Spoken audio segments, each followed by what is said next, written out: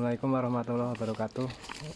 Sini ready ya sebuah pisau ya, EDC knife nih, tebalnya semuanya 4 mm. Ada 3 varian ya. Ini bentuknya yang lurus, melengkung. Ini semuanya 4 mm tebalnya. Ini lagi musim durian, nih cocok banget buat belah durian, bisa buat fillet, bisa buat sembelih unggas. Ini panjangnya bilahnya rata-rata 12 cm ya, yang ini 10 cm. Langsung aja ya kita tes ketajamannya.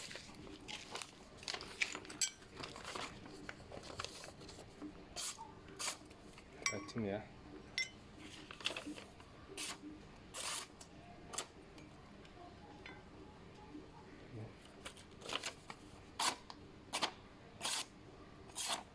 Tajam semua. Terus kita tes ketahanannya.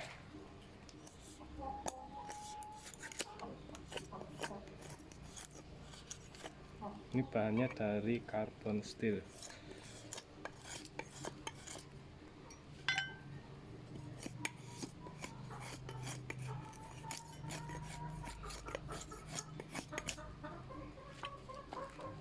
Kita coba lagi ya.